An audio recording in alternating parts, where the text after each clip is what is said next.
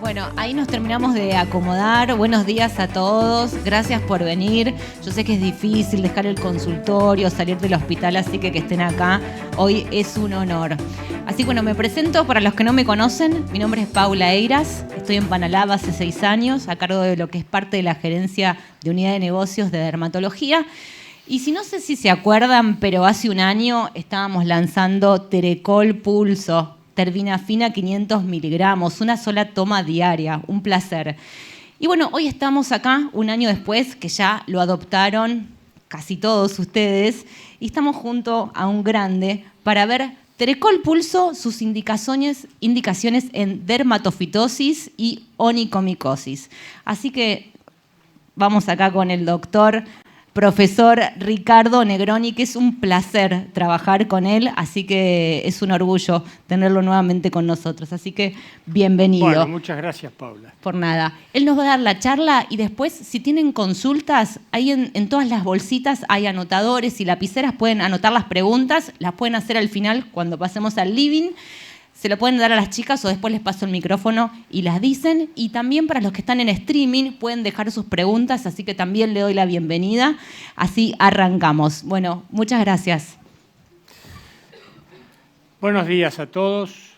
Es para mí una satisfacción muy grande poder hablar con un auditorio al cual veo, porque últimamente me dan conferencias, pero para hacer por Zoom o por otra vía de comunicación. No veo a nadie, es muy frustrante, porque es como si un actor estuviese en el escenario, pero no hay nadie en el escenario. Tiene uno que hablar a alguien que virtualmente está del otro lado. Y yo he dejado de dar clases multitudinarias a los alumnos porque mi léxico ya no se adecúa a los muchachos jóvenes. Yo soy muy viejo para ellos, hay una diferencia generacional muy grande y entonces no tienen paciencia de aguantarme. Y tienen la razón del mundo. Yo les dije, llegado yo a una cierta edad, tengo que reconocer que ya no estoy para esto. Entonces yo no estoy para el pregrado. Para el pregrado sí puede ser que todavía se interesen un poco por lo que digo. Así que esto es una doble satisfacción para mí en este momento. Los veo a todos ustedes y estoy muy contento. El objetivo de esta clase ha sido achicada con respecto a la del año pasado. El año pasado hablé de muchas cosas que no siempre le interesan a los dermatólogos, de cosas de cromoblastomicosis, de aspergilosis pulmonar crónica y cosas por el estilo que no les interesa. Por ahí un poco más esporotricosis debida a Esporotris brasiliensis, que es una enfermedad distinta de la esporotricosis clásica que todos conocen, porque tiene otra epidemiología, otra clínica y otra respuesta a los tratamientos.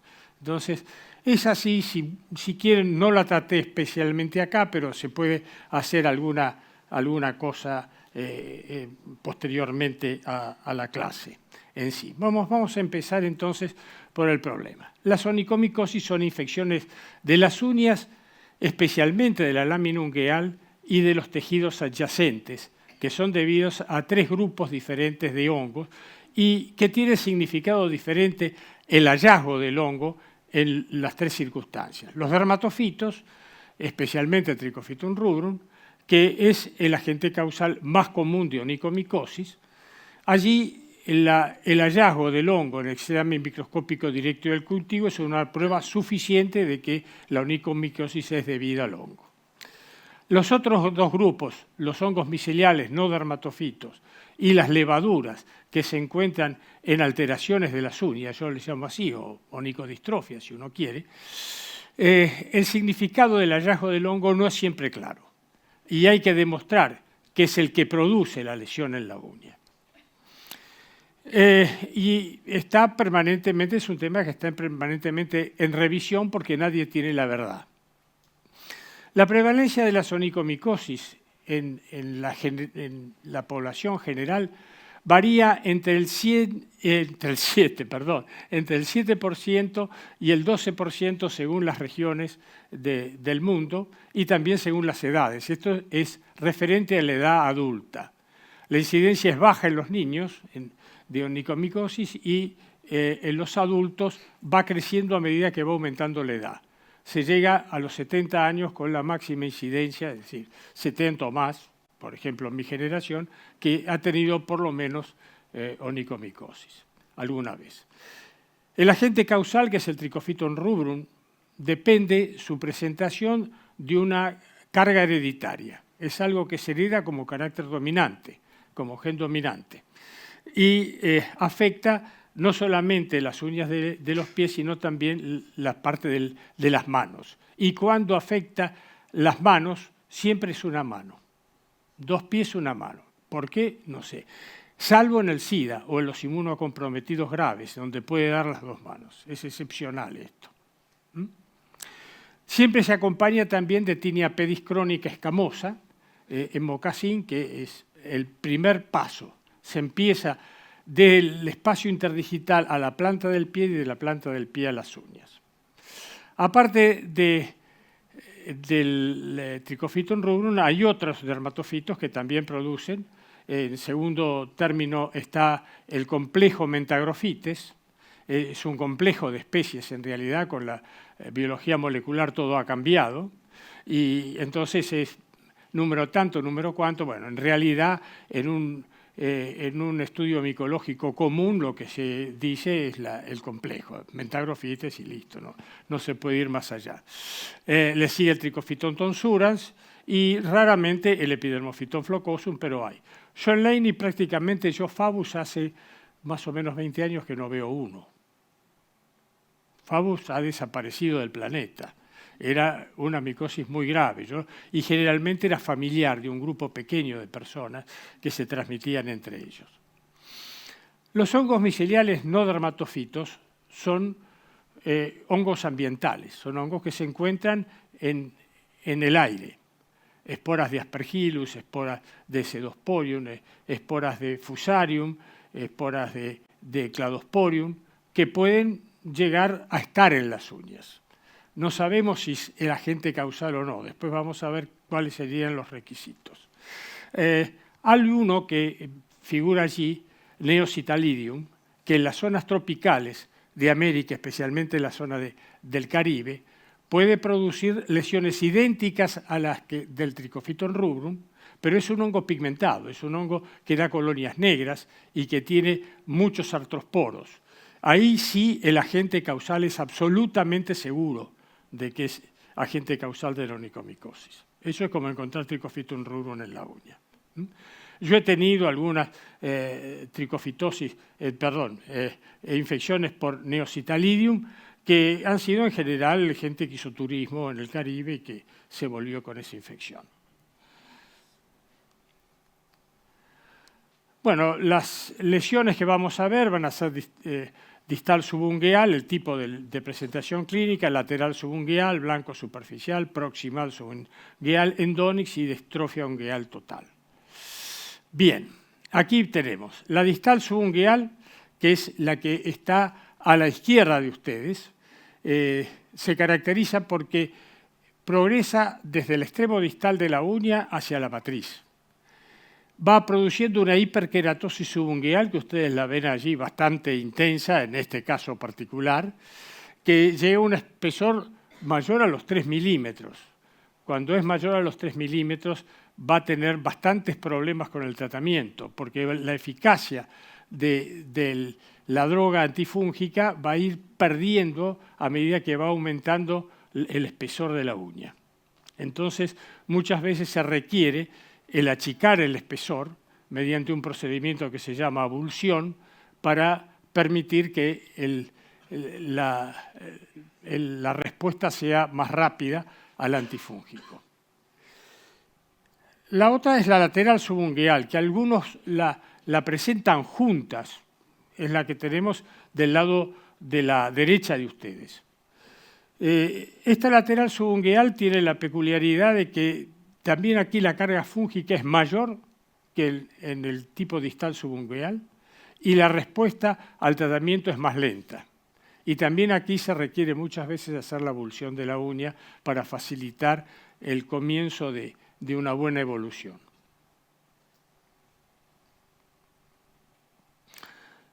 Aquí, en el lado de la izquierda de ustedes, tienen una lesión que se llama endonix. Bueno, en los dos lugares. Hay un endonix que ustedes ven en la de la mano, que es uniforme, que toma todo el plato ungueal, y otra que es una endonix lateral. Ese endonix lateral se ve mucho en la onycomicosis por fusarium. Es una de las cosas que puede suceder. También el fusarium produce un poco de paroniquia, de inflamación alrededor de la uña. Bien, ¿qué es el endonix? Toma todo el espesor de la lámina ungueal y es una mancha blanca.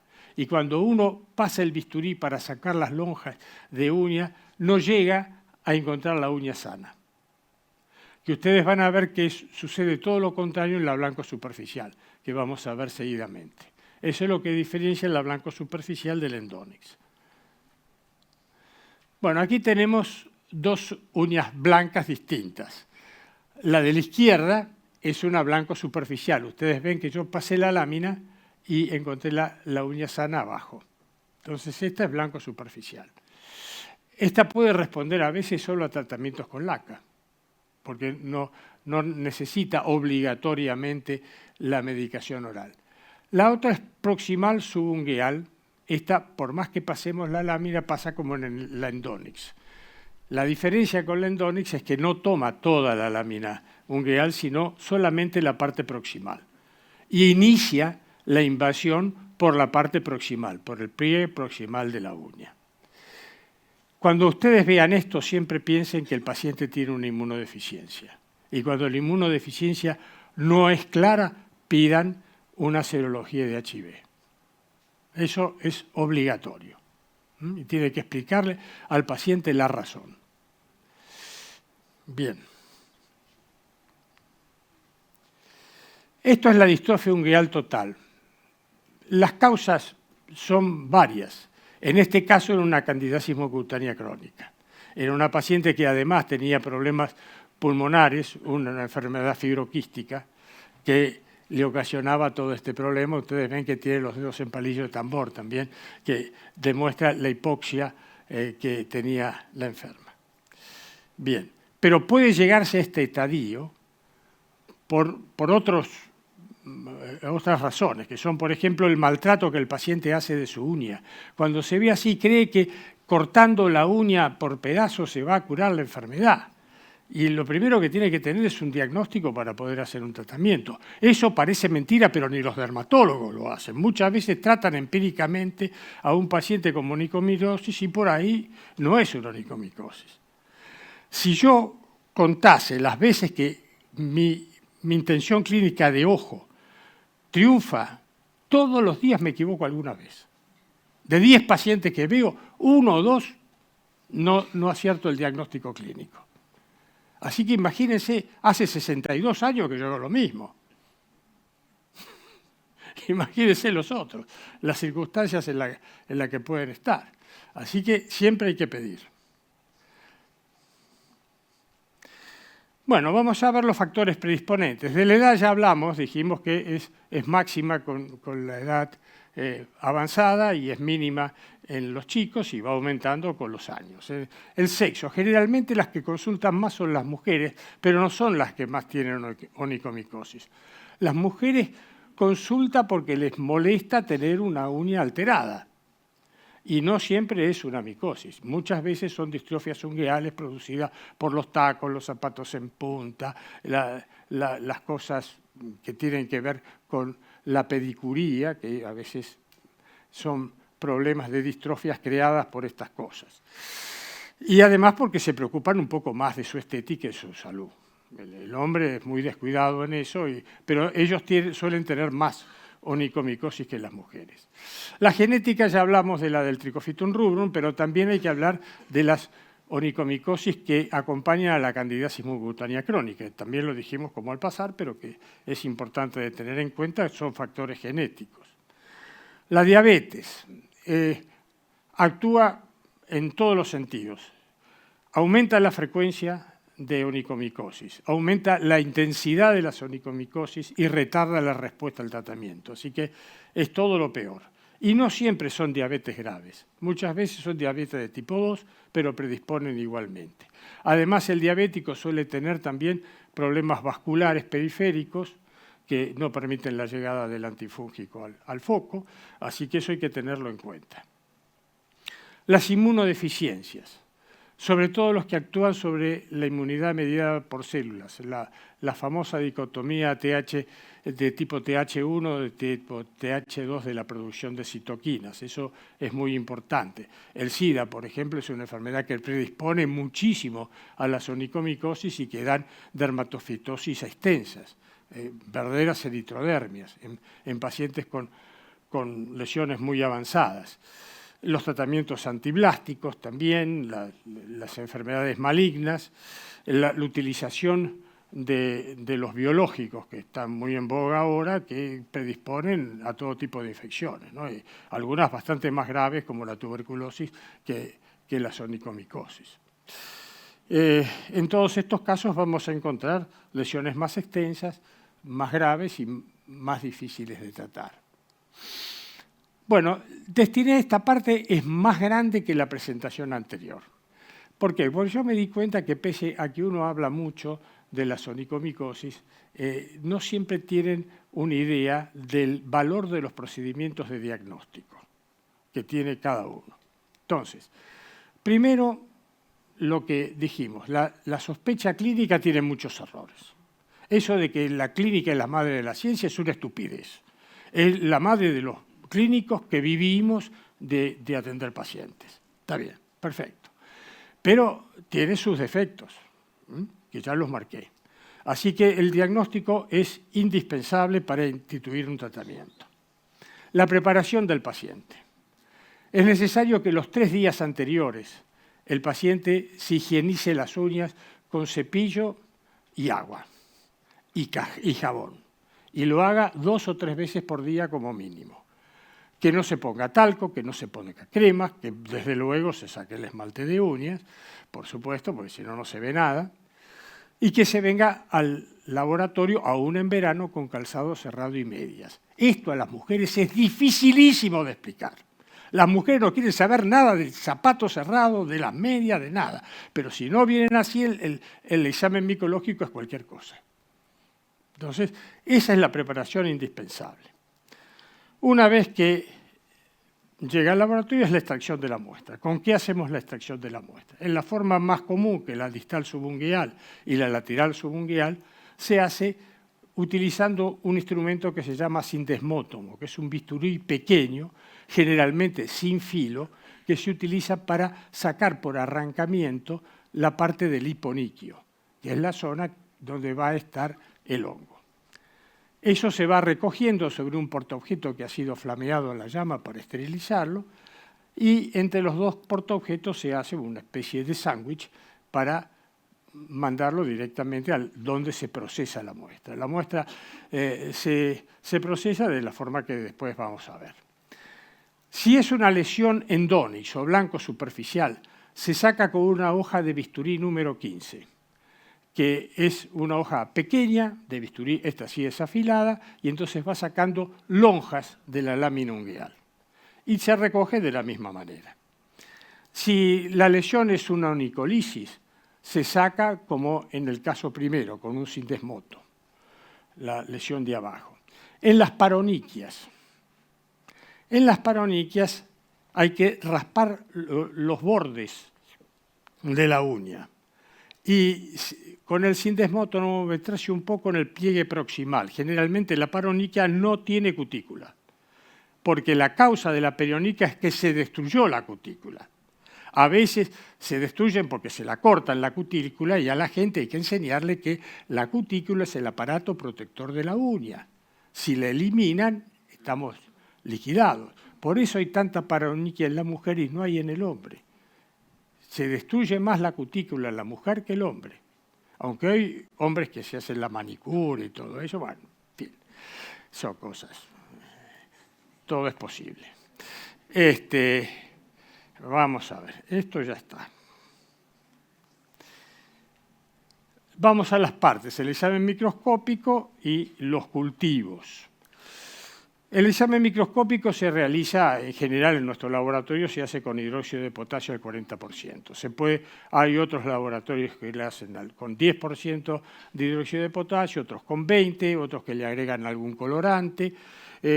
Lo que era realmente muy útil, que no existe más en la Argentina, era la tinta indeleble azul negra de Parker. Si eso se agregaba al hidróxido de potasio, aumentaba la visualización perfecta de las hifas o de las levaduras de lo que existiese. Muy bien. Esto, una vez que uno lo pone entre porte y cubreobjeto, hay que fragmentar primero previamente el material en trozos muy pequeñitos para que de esa manera se clarifique mejor la queratina de la piel y se somete a un calentamiento con una mecha muy cortita para que se produzca la ebullición. La ebullición tiene que ser leve. Si es grande, salta por encima del cubreobjeto y te llena de potasio el cubreobjeto y no ves nada. No ves nada. Y entonces esa es la técnica para hacer. Se visualiza entonces con 400 aumentos, que es la forma de observar. Si observan hifas sin artrosporas, ponen hifas hialinas. Si observan hifas con artrosporas, pueden poner dermatofitos o hifas artrosporadas. Ya seguramente es un dermatofito. Si son hifas de diámetros irregulares, lo de hifas hialinas tiene un significado mayor. También pueden encontrar pseudohifas, en el caso que haya cándida, y levaduras. En ese caso, las dos están juntas. Y bueno, raramente pueden ver unas hifas pigmentadas y artrosporadas, en el caso de Neositalidium. Los cultivos se hacen en medios de saburó. El medio de saburó tiene peptona como fuente de nitrógeno y glucosa como fuente de carbono, o miel. En nuestro caso usamos miel porque para nosotros es mejor, crece el hongo mejor y da mayor fructificación que con la glucosa. Con la glucosa crece más vegetativamente, pero no esporula bien. Entonces, a veces la clasificación se entorpece por eso, por la falta de esporulación. Estos medios de cultivo tienen antibióticos antibacterianos para evitar la contaminación y hay también un medio de cultivo que se llama Micocel, la marca que hay en la Argentina, que tiene además cloreximida para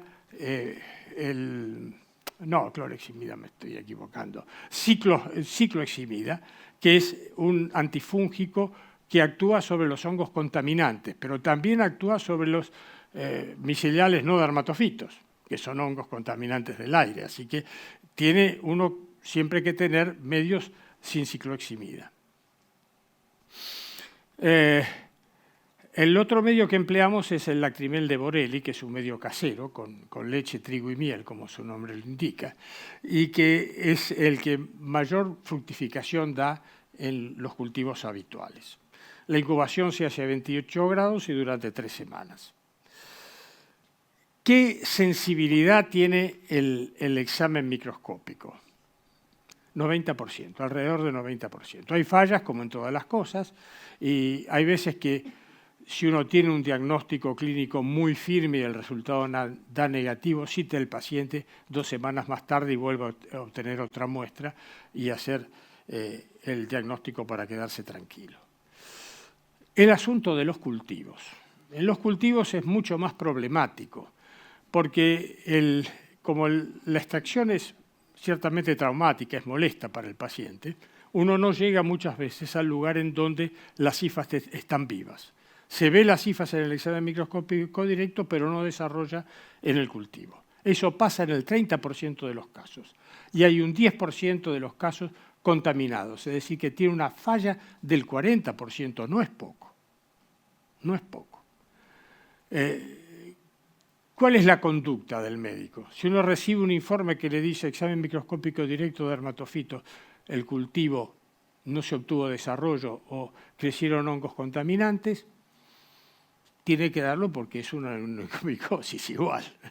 Entonces ya sabe que esa es una alteración debida al procedimiento, no hay otra forma. ¿Qué pasa con los hongos miceliales no dermatofitos? Estos son, a ver, ¿esto era realmente lo que venía después? Sí. Bien, bueno. Son producidas por estos hongos ambientales de los cuales ya hablamos. Las especies las damos en este momento, lo que se observa con mayor frecuencia es Fusarium y Acremonium, que son dos géneros muy vecinos y morfológicamente a veces es difícil distinguirlos. Los taxonomistas que se lo pasan torturándonos la vida cambiando el nombre de los hongos cada 2, 3 minutos, qué sé yo, es algo difícil de entender. Ahora lo están dando como que fuese un grupo fusionado. Ellos son los más frecuentes. Lo que les siguen en orden de frecuencia es Aspergillus, sobre todo Aspergillus tertius, se aísla bastante en el laboratorio mío, Scopulariopsis, que es tradicional como agente productor de onicomicosis, Neocitalidum nosotros no vemos porque no estamos en el área endémica, pero en el área endémica es importante. Las lesiones que producen los hongos miceliales no dermatofitos son similares a las de los dermatofitos, a lo cual habría que agregarle las onicolisis profundas. Onicolisis profundas con estos hongos, sobre todo onicolisis producida por onicocriptosis. Cuando se va para adentro, levanta la uña y entonces crea una onicolisis y ahí se mete el hongo. ¿Qué es cuando uno sospecha estar frente a una infección debido a un hongo micelial no dermatofito? Cuando ve las cifras en el examen microscópico directo y aísla en los cultivos un hongo ambiental. Sin el hallazgo microscópico directo no hay posibilidad de pensar que eso es el agente. Pero eso no significa que sea el agente causal. Si yo tengo una onicolisis profunda y se mete un esporo de un Aspergillus, por ejemplo, va a germinar ahí adentro. ¿Y es el agente productor? ¿O se produjo primero la onicodistrofia y después se contaminó con el hongo, se colonizó con el hongo? Puede ser un hongo colonizante, puede ser un agente que es transitorio, que está colonizándolo en forma transitoria, o puede ser el agente causal. Entonces, lo mínimo que se existe, lo mínimo, es que tenga 2 cultivos separados por 15 o 20 días, de la misma manera, que se encuentre el hongo en el microscópico directo y que se aísle la misma especie en la segunda vez. Lo ideal sería que hubiese 3 de estas determinaciones y que hubiese un procedimiento que ahora vamos a ver, que es la biopsia de un recorte de uña distal, hacerle un estudio histopatológico donde se demuestre que ese hongo está en la lámina ungueal, en el espesor de la lámina. Eso la micología no lo puede determinar. Eso lo puede determinar la histopatología, pero la histopatología no te determina la especie, así que también tiene un problema de sensibilidad. ¿Está claro? Bueno, fíjese que yo no digo por cándida, digo con cándida, que es muy diferente. Entonces, ¿qué significa eso?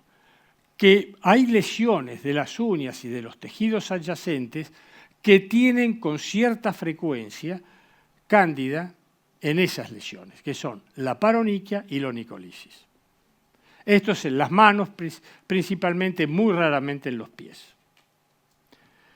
Esto es en las manos, ¿por qué? Porque están sujetas a las agresiones del medio ambiente. En realidad lo que causa la paronychia es los irritantes químicos, los eczemas de contacto, el corte de las cutículas, todo lo que sea agresión física o química.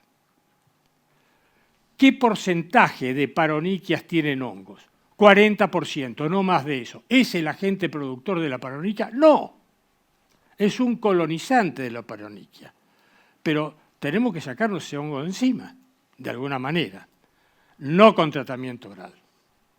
Aquí lo fundamental son los consejos para el enfermo o la enferma, más frecuentemente la enferma, que son importantísimas, porque de esa manera uno controla qué fue lo que lo produjo. Lo que lo produjo realmente es que lava los platos sin guantes, que se corta la cutícula, que se esmalta la uña, que van a esas manicuras que hacen cosas con rayos, con qué sé yo, Dios me libre. Eso es peligrosísimo, eso es peligrosísimo.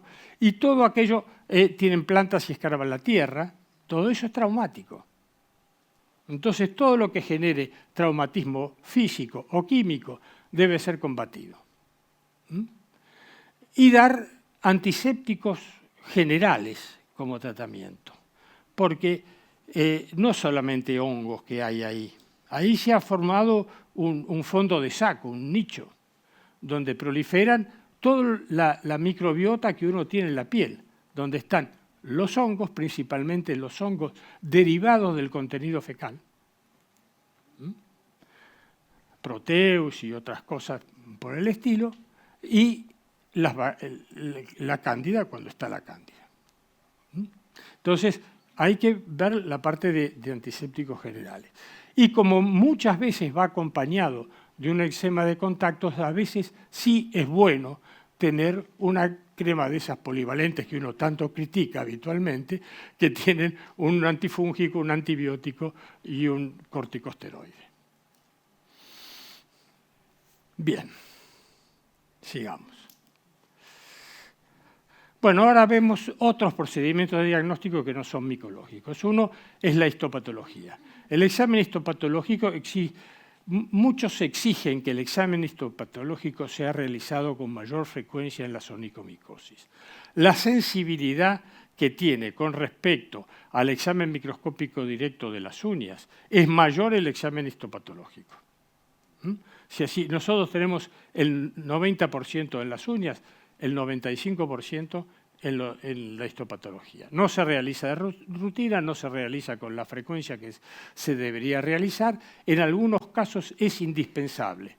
Cuando uno tiene dudas fundadas y el examen microscópico es negativo, o cuando uno quiere comprobarlos en un hongo micelial no dermatofito.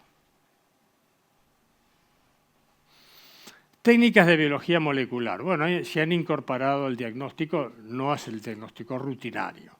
Los costos de hacer una PCR en general no son cubiertos por los sistemas de salud que tienen los pacientes.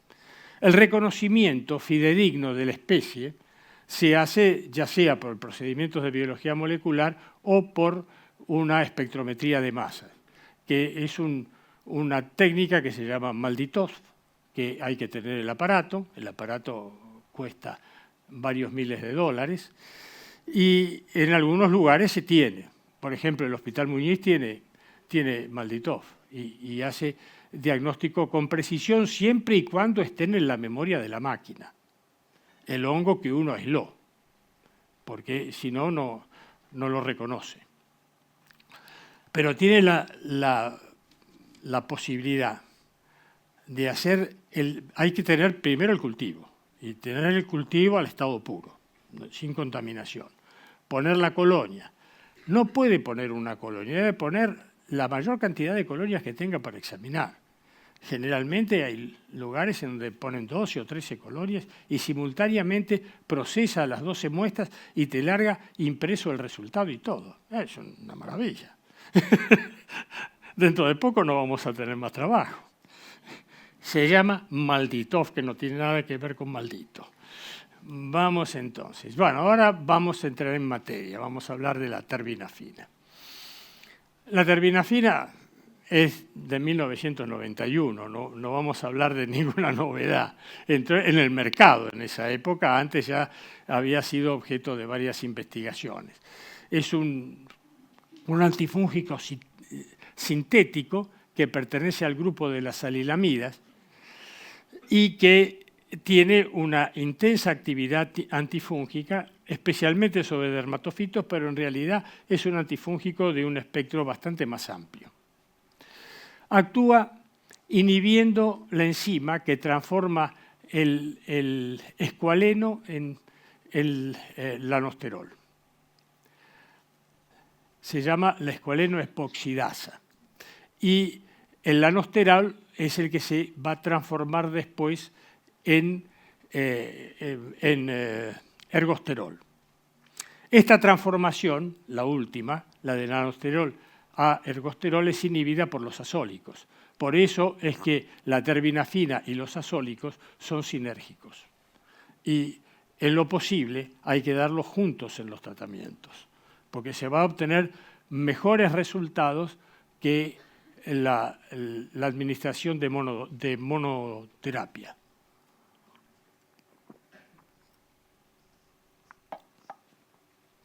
Bueno, el espectro de acción es sobre todo los dermatofitos, tricofiton, epidermofiton, microsporum menos.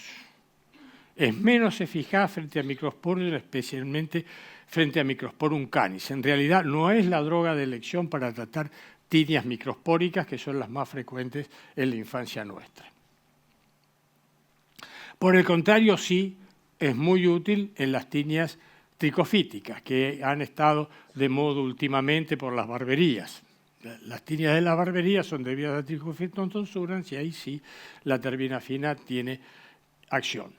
Actúa sobre el desarrollo de los hongos miceliales no dermatofitos, todos estos géneros que vemos aquí, nuevamente Fusarium, Acremonium, Neocitalidium, Pseudosporium.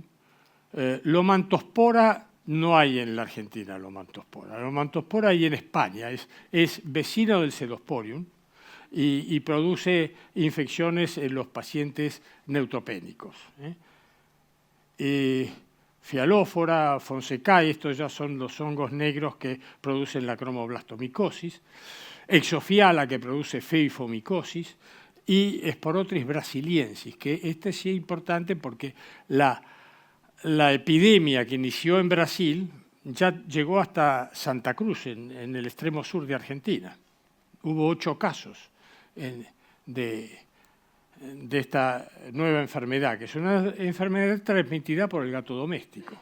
El gato doméstico es muy sensible a la esporotricosis, tiene una carga fúngica impresionante y por un rasguño, una lamida, una pequeña mordida ya transmite la enfermedad. Y los mayores peligros de la infección la tienen los veterinarios, que son el que recibe al paciente enfermo y le transmite la infección. Bueno, ya hablamos del sinergismo entre la terbinafina y los azólicos, especialmente en este caso es el itraconazol, el que vamos a usar en combinación con la terbinafina, y después ha demostrado que no solamente es sinérgico in vitro, sino también in vivo, en varias enfermedades, además de la onicomicosis, en la cromoblastomicosis y en la esporotricosis debida a Sporotris brasiliensis. Bueno, presenta una buena absorción digestiva, tiene una biodisponibilidad del 70%, la concentración sanguínea máxima se alcanza en 2 horas y tiene una unión fuerte a las proteínas plasmáticas, especialmente a la albúmina. La metabolización se hace en el hígado y se produce una eliminación lenta en 3 fases. Las primeras 2 fases es la depuración de la droga en 24 horas y la tercera fase es mucho más lenta, es la acumulación que tiene el tejido adiposo y se va eliminando en 90 horas. Es decir, que tiene una vida media bastante larga esta medicación, lo que hace posible la toma diaria, que es perfectamente lógica. Se concentra rápidamente en la capa córnea de la piel y de los anexos cutáneos, a donde llega por los capilares sanguíneos y por la secreción sebácea. Cuando se llega a la lámina ungueal, alcanza niveles terapéuticos al 7º día de tratamiento. Y cuando se retira la medicación, persisten niveles en las uñas hasta 90 días después de suprimido el tratamiento. Por eso es que no hay que dar continuamente medicación. Después que uno hizo un tratamiento básico, normal, digamos, de 3 meses o de 4 meses, tiene que parar. Porque las uñas de los pies crecen 1 milímetro o 1,5 milímetros por mes, dependiendo de la edad. Contra mayor sea la edad, más lento es el crecimiento. Entonces uno no va a ver una modificación muy rápida de la clínica. Eso es más lento. Uno tiene que ahí parar y esperar 3 meses a ver hasta cuándo mejora. Si quedan lesiones, se vuelve a hacer un examen micológico. Si nuevamente vuelve a dar positivo, se reinicia el tratamiento para seguirlo. Muy bien, vamos a ver. Los efectos adversos. En realidad la terbinafina tiene bastante buena tolerancia. Lo más común son trastornos digestivos, como todos los medicamentos, que puede producir un poco de gastritis, flatulencias, alguna cosa así. En general estos son controlables. Si uno habla le tiene que decir, si usted siente algo, yo siempre la primera receta la hago con una cantidad mínima de medicamento para ver que lo tolere bien. Si lo tolera bien 2 semanas, ya está. Para mí ya no tiene problemas, sigue adelante. Por supuesto, siempre hay que hacer un hepatograma previo para no cargar con culpas ajenas. Hay muchos muchachos, sobre todo, que tienen un hígado graso y nunca lo supieron. Los que hacen los festejos después del tercer tiempo, que le llaman. Donde van a chupar cerveza después de haber jugado un partido de rugby. Imagínate vos, todo ese alcohol se va directamente al hígado. Entonces, ahí está el problema. Y uno puede cargar con culpas ajenas. Las otras cosas son de presentación rara, que haya un eritema polimorfo, una cosa. Lo que sí, hay una cosa que es muy molesta, es muy rara, pero muy molesta, que es la ageusia. Este produce un efecto colateral de la terbinafina que es importante y que hay que advertirle al paciente que eso le puede pasar. Si le pasa, que avise. La ageusia no es definitiva. Uno interrumpe el tratamiento. Es muy difícil porque es como todos los días comer cartón. Llega un momento que uno dice, bueno, basta. Y no es tolerable. Eso hay que cambiar la medicación. Las otras cosas ya los dijimos. Menos del 3% de los casos tiene elevación asintomática y transitoria de las enzimas hepáticas. ¿Es obligatorio hacer controles del hepatograma cada 2-3 meses? No. La Sociedad Británica de Dermatología dice que es innecesario salvo que haya síntomas. Al final del tratamiento sí, uno debe hacerlo para entregar al paciente sin esas cosas. Interacciones medicamentosas son mucho menos que las de los azólicos. ¿Por qué? Porque utiliza otro sistema enzimático, no actúa tanto sobre el 3A4 y sí sobre el 2D, que son todas enzimas que dependen del citocromo P450, que es el que metaboliza todo este grupo de antifúngicos. Entonces, drogas que inducen la depuración de la terbinafina, es decir, si inducen la depuración vamos a tener menos controles, concentraciones sanguíneas y menor biodisponibilidad en los tejidos. Eso se va a producir con la cimetidina, con la cafeína, con los antidepresivos tricíclicos y con los beta bloqueantes inhibidores de la monoaminoxidasa de tipo beta. Por el contrario, la terbinafina también aumenta la metabolización de otras drogas, que de esa manera van a producir la disminución de la eficacia, que es la terfenadina, la ciclosporina A, la rifampicina, en el caso de la tuberculosis, la warfarina, los anticoagulantes y algunos anticonceptivos orales. Bueno, ahora vamos a la dosificación.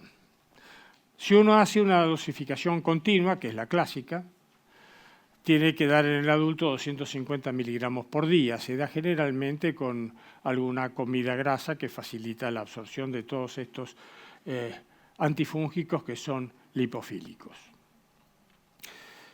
Si es un niño el que recibe, los chicos toleran muy bien la terbinafina. Si son chicos de menos de 20 kilos, se le da un cuarto de comprimido, 62,5 miligramos. Si es un chico entre 20 y 40 kilos, se le da medio comprimido, 125 miligramos. Y si no, la dosis del adulto. Si es más de 40 kilos, recibe la dosis del adulto. Si se emplea la modalidad en pulsos, que es la que estamos aquí presentando, la dosis del adulto es de 500 miligramos por día y se da durante 7 días consecutivos, se interrumpe 3 semanas y se vuelve a dar otro. Cada uno de esos se llama pulsos. Y es lo que tienen, por eso se puso esta denominación de pulsos.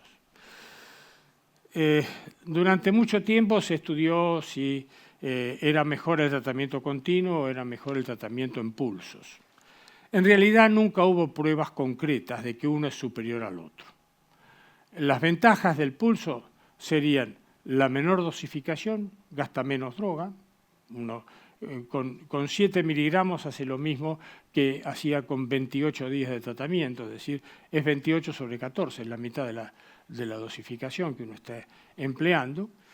¿Y a qué se debe que puede ser útil esto? Es que se concentra en la lámina ungueal, como vimos a partir del 7º día de tratamiento, y queda allí, no se elimina todo. Entonces, no es necesario estar dando dosis diarias. Por ahí se obtiene un mayor nivel dando una dosis doble y de esa manera va mejorando el paciente.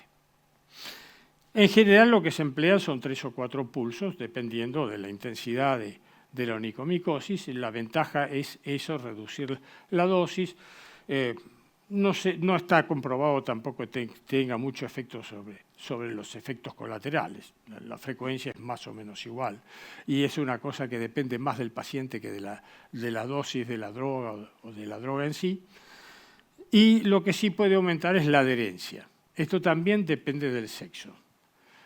La mujer es más afín a los pulsos. Está más acostumbrada a manejar los anticonceptivos, entonces sabe que tiene que tomar con una frecuencia y tal. El hombre es muy desordenado. Si vos no le das un sistema para hacerlo, se olvida, deja y después ya no le importa nada. Pero bueno, esa es la realidad. ¿Hay tratamientos continuos con el doble de dosis? Sí, hay. ¿Cuándo se emplean? Cuando no hay más remedio. Cuando uno probó la dosis habitual y la dosis habitual no anduvo. Y probó otro antifúngico y el otro antifúngico no anduvo. Entonces uno está frente a un caso que es difícil de controlar y que hay que hacerlo así. También se da el doble de dosis en la cromoblastomicosis y en la esporotricosis debido a Esporotrich brasiliensis. Así que ahí se da el doble de dosis. ¿Aumenta los efectos colaterales? No. Esta es una experiencia que no es solamente mía, sino de otros. De todas maneras, son experiencias que para onicomicosis no están publicadas. Yo he tenido casos que no publiqué nunca. ¿Por qué? Porque soy un desordenado en el consultorio. Todo lo ordenado que era en el hospital, en el consultorio no. Entonces, tengo las fichas y tendría que ir a buscar las fichas, pero no registré eso. Es un error muy grande mío, que yo debía haberlo registrado. El tiempo de administración, bueno, básico. Para las uñas de los pies, entre 12 y 16 semanas. Son 3 meses o 4 o 5 meses, no más de eso. Después se espera, como dije. Si es las uñas de las manos, a veces basta con 2 semanas, a veces requiere 3, pero en general no más que eso. Las uñas de las manos crecen mucho más rápido y por eso se depuran mucho más rápido de las lesiones. Ya dijimos que si uno espera ese lapso de 3 meses para que las uñas terminen de crecer y sigue teniendo hongos, uno tiene que reanudar el tratamiento. Asociación con itraconazol.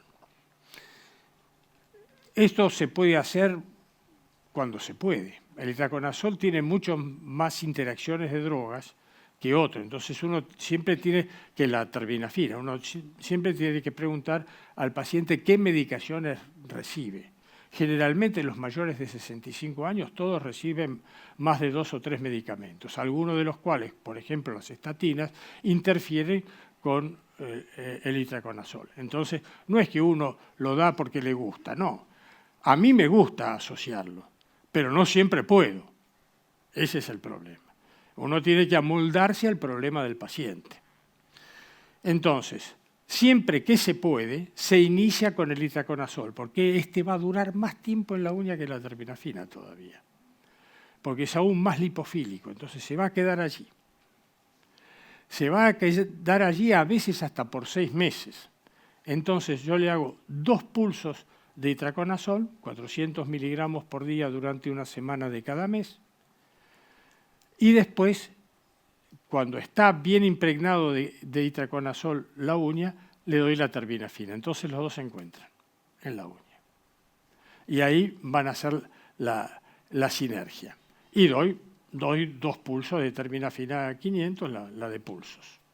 Y de esa manera completo un tratamiento básico para uñas de piel. La mitad sería para uñas de mano. Ahora también hay un producto que está aquí, que se llama subitraconazol. ¿Qué es el subitraconazol? Es un itraconazol distinto en la elaboración del vehículo. Se utiliza un vehículo que permite la absorción no en el estómago, sino en el intestino. Son cápsulas pequeñas que se absorben en el intestino, entonces el paciente puede tomar inhibidores del pH gástrico, lo que quiera, que no va a impedir la absorción del itraconazol. Y alcanza niveles sanguíneos y tisurales más altos. Entonces, tiene algunas ventajas, tiene otras desventajas. El precio. No es un precio competitivo. Entonces, no es que uno pueda emplear el subitraconazol porque se le ocurre. Puede tener algún caso en que sí es indispensable. Un sujeto que tiene una gastritis crónica y puede no privarse del itraconazol si utiliza este.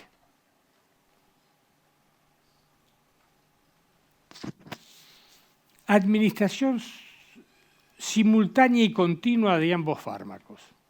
Bueno, ya esta es una medida desesperada. Es cuando uno ya no tiene nada más que hacer. Cromoblastomicosis por Fonseca y Pedrozoe. Recibe 500 miligramos por día de terbinafina y 400 miligramos por día de itraconazol durante 1 año y medio. Yo tengo un muchacho de Táchira, en Venezuela, que está hace 1 año y medio recibiendo eso. Y ha logrado reducir la mitad de las lesiones que tenía, porque desde acá hasta acá eran unas vegetaciones enormes. Y se está corrigiendo bastante, no sé cuánto tiempo va a resistir el tratamiento. Ahora hay 5-fluorocitosina de nuevo en la Argentina, pero es solo para el programa de SIDA. Así que vamos a tratar de ver si a este muchacho lo podemos incorporar al programa de SIDA, que él no lo tiene, por suerte para él, a ver si podemos hacerlo. Esto yo lo he hecho en onicomicosis también, pero no en estas dosis. En onicomicosis yo doy 200 miligramos continuos de itraconazol y 250 de terbinafina en forma continua. ¿Puede llegar a curar? Sí, es eficaz. ¿No es más tóxico? No es más tóxico. Se tolera bastante bien. Nuevamente, esto no lo tengo publicado porque no me acuerdo de las fichas de estos pacientes, es parte de mi desorden. Bueno, aquí entonces vemos onicomicosis en la que no esté indicado. Primero, esto no es onicomicosis, esto es onicolisis, en el caso de esta y las dos, la de abajo y la de la derecha, y de paroniquia en la que está a la izquierda, que tienen a veces cándida. Entonces sabemos que en estos casos no está indicado. La acción que tiene terbinafina sobre levaduras, eso conviene decirlo, es útil en Candida parapsilosis, que es la más frecuente en la piel. Candida parapsilosis es la más frecuente en la piel. Después es útil en Cryptococcus neoformes y Cryptococcus gattii, inhibe el desarrollo, pero lógicamente se da por vía oral, no se va a dar por una meningitis, no sirve, que es la indicación fundamental en la criptococosis. Así que eso es lo que sucede. Bueno, estoy tocando el botón que no corresponde. Otras cosas que no son onicomicosis. en la dermatofitosis crónica de los pies. Bueno, muchas veces recibo pacientes con descamación de la planta del pie y los bordes laterales, lo que se llama en inglés moccasin-like, tratados como si fuese disidrosis laminosa sica. Es difícil el diagnóstico diferencial, pero uno tiene que pensar en primer término en la tinea pedis plantar, escamosa, y en segundo término en la disidrosis. Hacer un examen micológico es lo indicado. Y aquí el tratamiento oral es más rápido que el tratamiento local. Así que aquí habría que dar, por ejemplo, 2 pulsos de la terbinafina pulsos,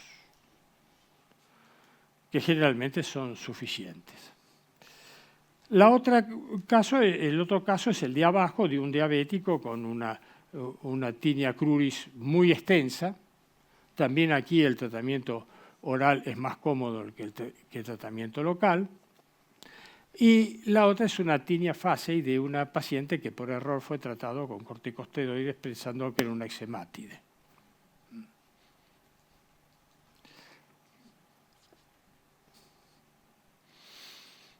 No, perdón, toqué mal el botón. Y lo otro es las tineas por tonsuras. La tinea por tonsuras clásica es la que aquí está fotografiada con gran aproximación.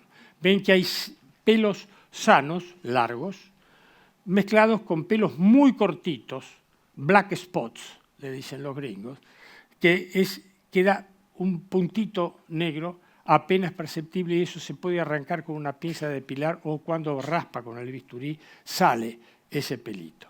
Y ese pelito es como el que está abajo, aquí en la foto, donde las esporas están bien adentro del tallo del pelo.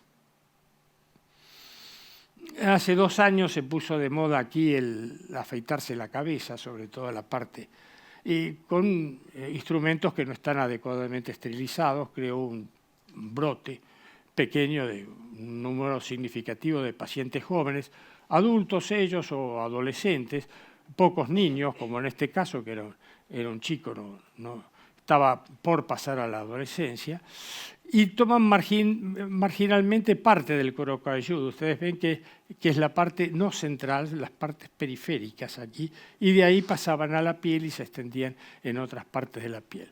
La tinea de las barberías, que era sistemáticamente producida por Trichophyton tonsunas, y ese se beneficia mucho. Ahora vamos a ver otra epidemia que comenzó en la India, es esta, pero que ya llegó a la Argentina y que ya hay una publicación argentina, del Trichophyton indotineae. Empezó en la India, se extendió por toda Asia, después pasó a Europa y, como era lógico, llegó a la Argentina de una chica que se fue a trabajar a los paraísos mayas del sur de la península de Yucatán, en México. Esos paraísos que uno va que son fantásticos, una cosa extraordinaria. Bueno, producen esta, ¿qué es característico de esta tinea? Es una tinea muy particular, es altamente invasora, toma gran parte del cuerpo, produce lesiones muy extensas, enormemente pruriginosas, no ataca las uñas. Primera cosa. Entonces, cuando uno ve una dermatofilia así muy extensa que no ataca las uñas y que no responde a la terbinafina, tiene que pensar qué es esto. Lo que aísla el micólogo cuando hace el estudio es un Trichophyton mentagrophytes. Si el paciente tiene esas características, ese Trichophyton mentagrophytes, hay que mandarlo al Muñiz o al Malbrand para que le estudien a ver si es un indotinea, porque pertenece a ese complejo. El primer caso argentino apareció en el Muñiz, en una chica que había ido, como les decía, a los paraísos mayas, que cuando volvió allí hay gente de todas las partes del mundo, una le trajo el Trichophyton tonsuras en una región bastante, digamos, embromada, la ingle y las nalgas, así que vaya a saber qué hizo en el paraíso maya, y bueno, fue tratado con itraconazol como pasa y mejoró. Bueno, esto es lo que formalmente yo quería decirles. Esperen. Yo aquí hice el agradecimiento. No, volvió a la parte inicial. Bueno, estoy a disposición de ustedes por... Espero preguntas. Bueno, vamos a pasar a las preguntas, así que yo les voy a ir alcanzando el micrófono si levantan la mano y me quieren hacer acá. Primero. Perdón, las preguntas pueden ser de cualquier tema de micología, no obligatoriamente de lo que estuvimos hablando acá. ¿Cómo te va, Ricardo? También el doctor Gastón Charas, así que ¿Querés sentarte? Muy bien, cómo no. Sí, sí. Muy bien. Bueno, buen día, muchas gracias. Marcelo Label acá. Dos o tres preguntitas. Bueno, le agradezco la charla, como siempre, excepcional. Ageusia, cuando salió la terbinafina era prácticamente el 90% de los pacientes. La verdad que yo ahora rara vez lo veo, o sea que no sé si cambió el vehículo o la droga. ¿Qué es lo que...? Perdón. La ageusia. Ah, la ageusia. La ageusia yo la he tenido en 3 oportunidades. Con un colega, con un amigo y con un paciente que no conocía.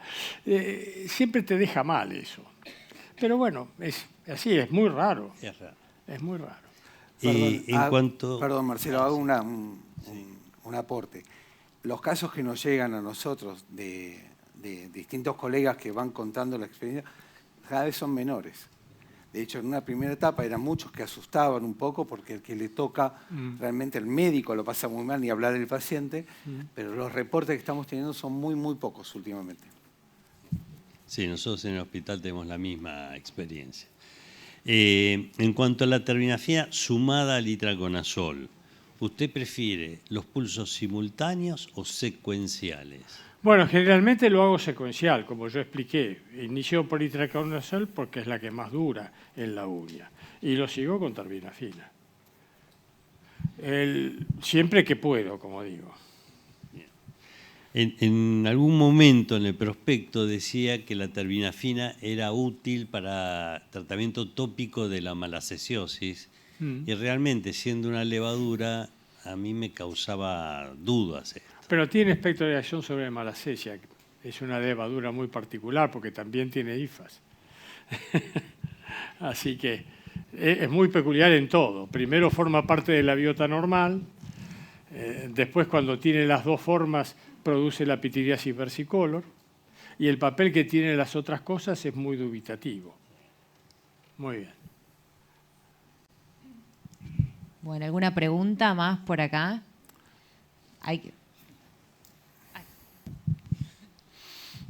Bueno, buen día. Yo le quería preguntar, porque los pacientes a veces consultan teniendo, no sé, un 20, un 30% de compromiso unguial y a veces se dejan estar y vienen con toda la lámina comprometida. Entonces, clínicamente uno, ¿cómo decide el tiempo total de tratamiento? Porque 4 meses, no sé si es lo mismo en alguien que tiene un 20% de compromiso inicial a alguien que se dejó estar o avanzó mucho y tiene varias uñas o un compromiso muy importante, ¿no? O sea, en el consultorio, cuando tomamos la decisión de frenar y dejar esos 3 meses más de la terbinafina actuar, no sé, esa es mi pregunta. Uno tiene que avisar al paciente que si en esos 3 meses la enfermedad progresa, lo interrumpa el descanso y venga antes. Eso le tiene que avisar. Yo les explico, mire, lo dejo sin tratamiento en el conocimiento de que hay una concentración importante de droga en la uña y su uña va a seguir mejorando. Si interrumpe la mejoría o avanza, usted para y viene a verme que le doy tratamiento de nuevo. O sea que si en 3 meses vuelve y sigue Sí. con compromiso, usted hace otros 4 meses claro, más. ya lo dije. Vuelvo a hacer el estudio porque muchas veces es que el paciente tenía una onicodistrofia de antes. Por eso una cosa que no hablé, y es buena tu pregunta para que yo me acuerde que tenía que hablar de esto, que en los estudios de protocolos de eficacia en la onicomicosis se dice cura micológica y cura total. ¿Qué significa? ¿Qué diferencia hay? La cura micológica es la negativización de los cultivos. Y la cura total es que la uña nueva sea sana. La uña puede no ser sana y no tener hongos, porque tenía una onicodistrofia previa. ¿Te das cuenta? O porque la onicodistrofia se generó con la onicomicosis porque compromete la lámina ungueal. La matriz ungueal.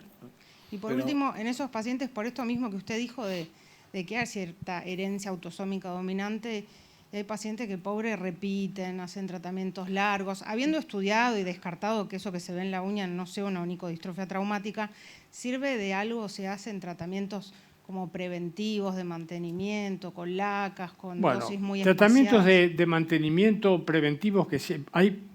Estadísticamente, el 25% de los pacientes que terminan aparentemente curados recaen en los primeros 3 años post-tratamiento. Eso es una cosa que está conocida, publicada, no hay ningún drama con eso. Se hace tratamiento de nuevo, se ve que droga de los dos fue la más eficaz y se le da con esa droga. ¿Qué otra cosa quería decirte? A ver, se me fue el santo al cielo. Si sirve algún mantenimiento con laca o con alguna dosis muy espaciada de antimicóticos. Nada de eso está probado, pero sería muy interesante probar. Más que con la laca, con las soluciones. Efinaconazol al 10%, por ejemplo. A ver si eso retarda, pero hay que tener grupos testigos. Es muy difícil hacer ese estudio, porque es un estudio de sujetos que ya están sanos. Entonces, claro, la adherencia al protocolo es difícil. ¿Pero esa profilaxis valdría la pena hacerla? Yo creo que sí. Yo creo que sí. Es un estudio que no está hecho. Nadie lo leyó en ninguna parte. Pero sería lógico. ¿Y cuánto tiempo, más o menos? ¿O usted lo ha hecho? Eso puede ser eterno. Largo.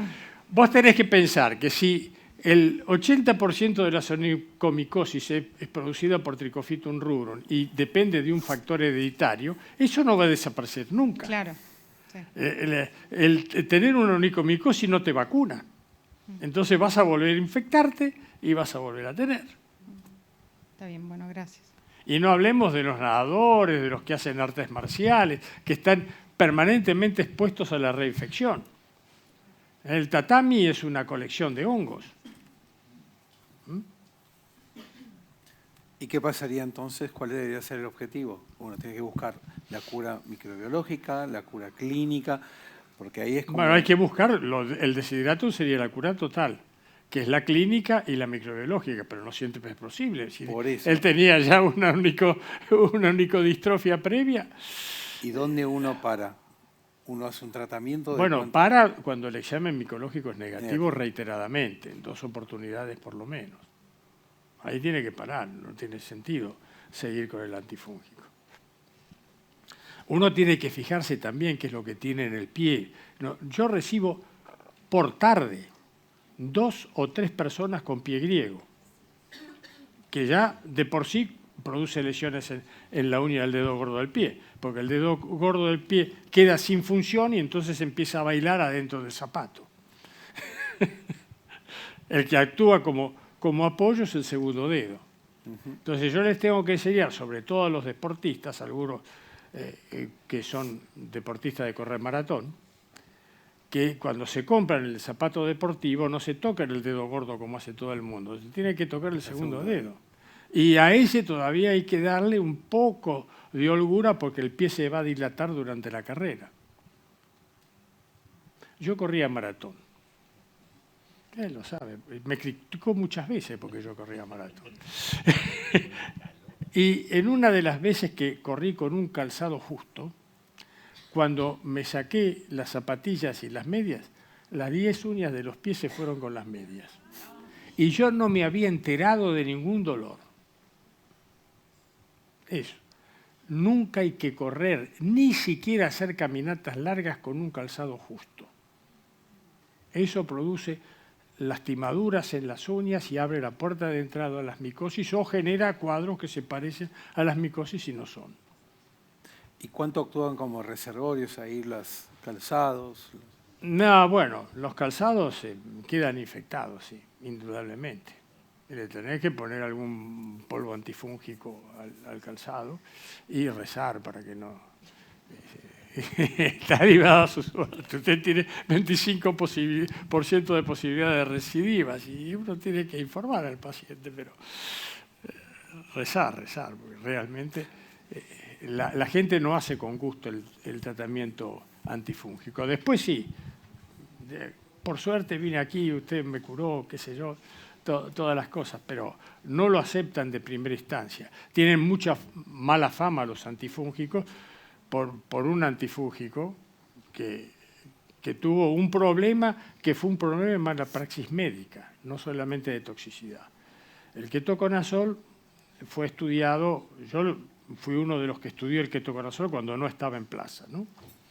Y lo empleé en una enfermedad que era enormemente sensible al ketoconazol, que los que tenían los efectos graves eran en general más las mujeres de más de 50 años, y yo no tenía entre mis pacientes eso porque lo probé en paracoccidioidomicosis, que generalmente es una enfermedad de hombres adultos, y de hombres que no me daban el síntoma secundario más importante, que no me daban la información de lo que tenían. Por ejemplo, el ketoconazol produce depresión de los esteroides adrenales y genital.